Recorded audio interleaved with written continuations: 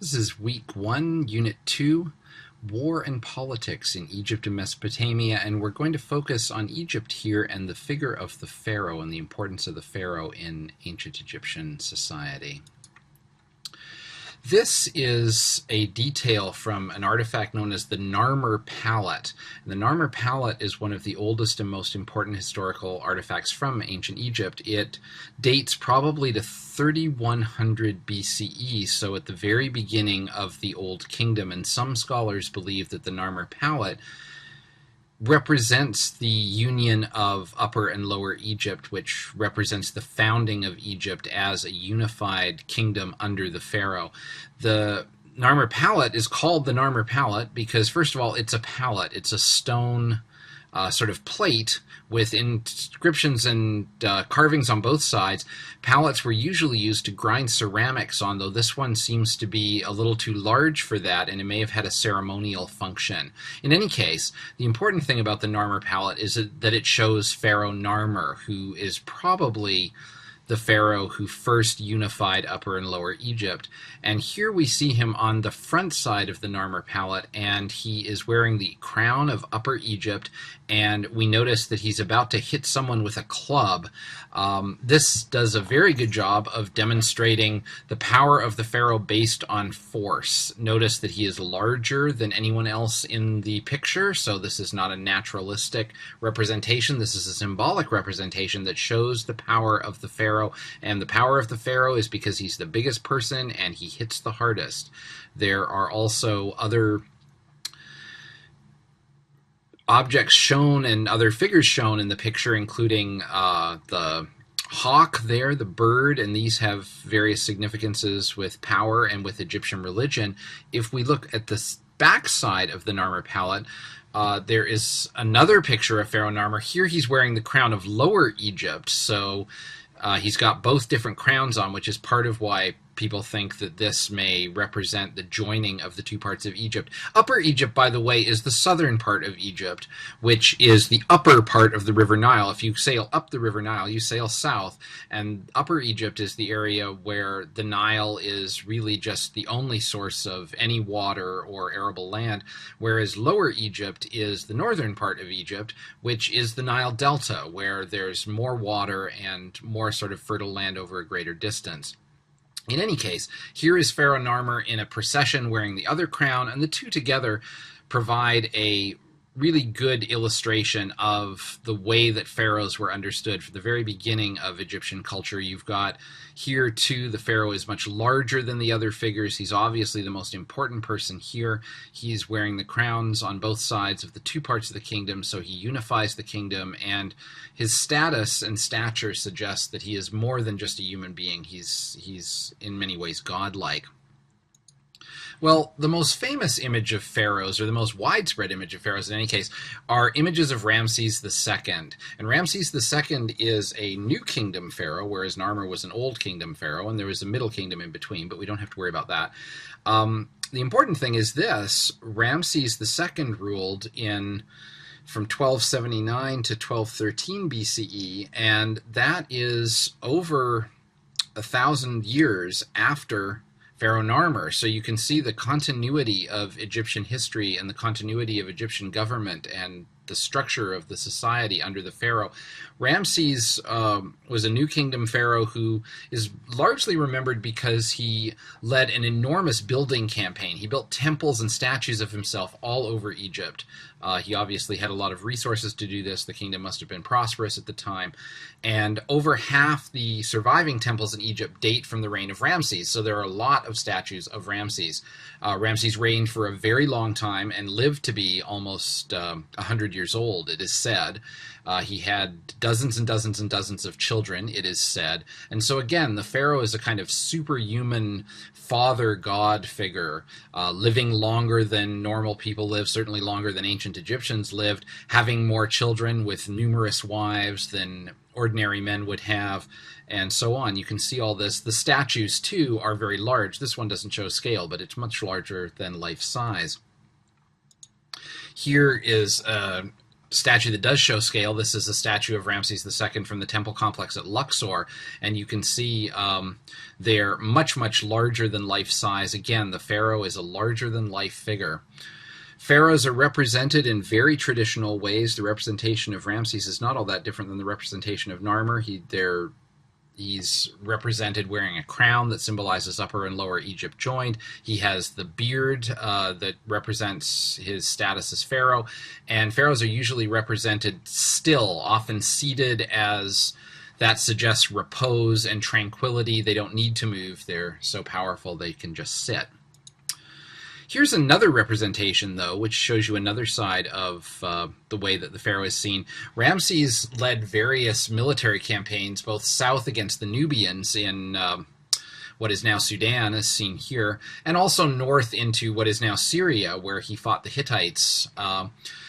We don't know how successful Ramses was in these battles, so the representations of them were all done by Ramses after he got back home for the Egyptian people to suggest what a great warrior and king he was. Clearly, he did a good enough job to stop Egypt from being invaded by either the Nubians or the Hittites, but it's not clear at all whether he actually defeated the Nubians or the Hittites, or he just sort of fought them to a standstill and everybody went home.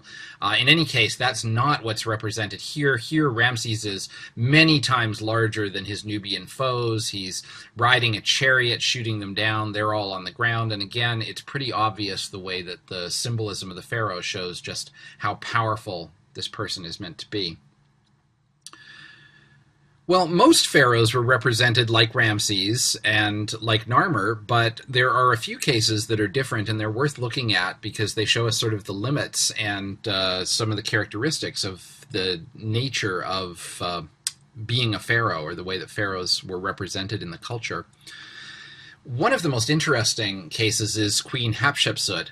Hatshepsut was a member of the Egyptian royal family. She was the daughter of Thutmose I in the New Kingdom. She lived from 1508 BCE to 1458 BCE, so a couple of hundred years before Ramses and a long time after Narmer. It's interesting, we learn a lot about the family structure of the pharaohs when we learn that Hatshepsut was the daughter of Thutmose I, the wife of his son Thutmose II, so she married her brother, and she was the mother of Thutmose III, so she was related to all three Thutmoses in one way or another. And one of the characteristics of the way that the pharaonic family was set up was that it was often based on inbreeding within the family and incest, the idea being that the pharaoh's family was so sacred that they could only marry other members of the pharaoh's family, and this makes good symbolic sense, but very bad genetic sense, and it resulted in a lot of difficulties for the pharaohs over time. Now, Hatshepsut reigned jointly with her son Thutmose III, but he became pharaoh at the age of 1 year old when his father passed away. And so she was made the regent to rule over the kingdom. And what's interesting is it seems like rather than just sort of being the queen mother who was in charge until her son grew up, she actually took over as pharaoh. And this was obviously something that was not usually done in ancient Egypt by women in the royal household. And so here's an example of a woman who is actually ruling in her own right. Now, this statue represents Queen Hatshepsut as a woman, but there are also numerous sculptures like this one that show Queen Hatshepsut as a pharaoh, where she is represented exactly as Ramses was represented a few hundred years later, as a male pharaoh. And scholars have debated, how do you interpret this? Well, probably the best interpretation is, rather than that her power is sort of being subordinated by masculine identity, she's taking masculine identity over. That is, the role of pharaoh is so thought of as being a father figure and a masculine figure that she just becomes symbolically that father of the country. And this is something that we see in various places in traditional societies when queens rule in their own right.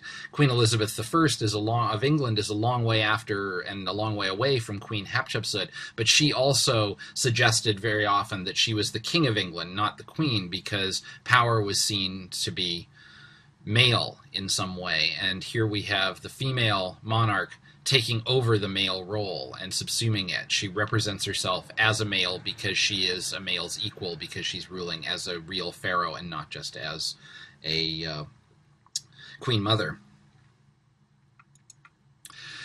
Hatshepsut is remembered for her statues, but also for the temple that she built, and it survives to this day. You can see it there. It's a remarkable structure and one of the most best surviving temples from that period. So clearly she was not seen as some kind of second-class pharaoh during her lifetime, being able to build these large monuments and temples which have still existed to this day. The other famous female pharaoh is not really a female pharaoh. She is Nefertiti, who was the wife of Pharaoh Akhenaten. And her bust here, carved and sculpted in 1345 BCE, is one of the most famous remaining works of art from ancient Egypt, partly because of its stunning beauty. It's housed today in the Neues Museum in Berlin. The Egyptians want it back, the Germans want to keep it, and that's often the case with relics of antiquity. We know that this bust was sculpted by a man named Thutmose, though no relation to the pharaohs that Queen Hatshepsut was dealing with. It's a limestone statue, actually, carved from stone and then covered with stucco and then painted, which creates an enormously realistic and lifelike portrait. Stunningly beautiful, beautifully proportioned, but also very detailed. And people who have done work close up on the statue notice that there are wrinkles on her neck and wrinkles on her eyelids, which suggests that even though she's beautiful, she is being represented not as an ideal sort of godlike figure, but as a human woman of a certain age. And this, in some ways, makes the statue even more compelling. Now, Nefertiti was the wife, as we said, of Akhenaten, and Akhenaten is worth mentioning because he is probably the most sort of unique and distinctive pharaoh in the 3,000-year history of pharaohs, in that he tried to do something that no other pharaoh attempted to do. He tried to completely transform Egyptian religion. For some reason, Akhenaten decided that all of the many gods and goddesses worshipped and spirits worshipped by the Egyptians were not real, and the only real god was the sun god Aten, and he made that into part of his name, Akhenaten, and he tried to get the Egyptians to follow this. They followed it for a little while he was alive, because he was the pharaoh and he could sort of, to a certain extent, make people do what he wanted, but it fell apart pretty quickly after he died. One of the things that, there are several interesting things about this, a very mysterious period in Egyptian history. One is that this is one of the first cases that we know in anywhere in the world of monotheism, which is the worship of one god, the idea that there is only one god. Most traditional societies were polytheistic. They believed in many gods, and this occurs before the rise of the Jewish religion and certainly long before Christianity or Islam. So it's interesting Akhenaten is focusing on one god. The other thing is, because perhaps in some way he had sort of unorthodox religious beliefs, he also allowed unorthodox styles of art. And we saw that bust of Nefertiti, which is much more realistic than other pharaonic kinds of art, either before or after. And here we have a picture of Akhenaten, Nefertiti, and their children, and we see them sort of as a ordinary family in some sense. They're playing with the kids are sitting on their parents' knee, they're showing affection to them. This kind of sort of emotional, laid-back picture with certain sentimentality to it is very different than other representations of the pharaoh. Now, it's clearly still very stylized, and people don't really look like the way that the royal couple and their children are depicted here, but it's a much more sort of laid-back and informal representation of the royal family than at any other time in Egyptian history. Well, Akhenaten's son is famous for being King Tut. Now, Nefertiti was not Tut's mother, because Akhenaten didn't just have one wife, he had many wives, and we don't know who Tutankhamun's mother was. We just know from genetics that she was one of Akhenaten's sisters, and this gave King Tut all sorts of troubles in his life. He came to the throne at age 9 at the death of his father, so he inherited the pharaohship as a boy king, and he only lived to age 19. There's been some debate over what caused his death. It looks like he broke his leg shortly before he died. It looks like that the broken leg was infected, so he may have died from the infection from the leg. He probably also had malaria, and it's also thought that he had trouble throughout his life walking, probably because he had birth defects, being from an incestuous union of a family that had been incestuous for generations before that. So inbreeding gave King Tut some trouble. Now, Tut is known not for any great thing he did as pharaoh. He only ruled for 10 years, and most of it while he was a teenager, but because his tomb was pretty much the only tomb of any of the pharaohs that was found in the modern age without anything having been taken from it. All of the pharaohs were buried with enormous quantities of treasure, and robbers scooped it all up as fast as they could, and all the pharaohs' tombs are empty except Tut's. Tut's tomb was opened in 1923 by an archaeologist named Howard Carter and his various associates, English and Egyptian, and they found all of the regalia and all of the tomb artifacts and all the gold and jewels and splendors of the treasure of Tutankhamun. And the amazing thing about this is not just the quality of it. This gold mask of King Tut is one of the most famous artifacts, but the fact that Tut wasn't that important and Tut wasn't that rich. And Tut didn't rule for very long, so if that was what was in Tut's tomb, God knows what was in Ramses' tomb. Must have been pretty impressive stuff. We'll close with this image from Tut's tomb. This is from a throne in Tut's tomb showing King Tut with his wife. And we see some of the affection that we saw in that earlier picture of Akhenaten and Nefertiti, but they don't have kids climbing all over them, and it's more sort of back to the decorous way that pharaohs are represented. Tut restored all the old ways, and pharaohs went back to being normal pharaohs after that.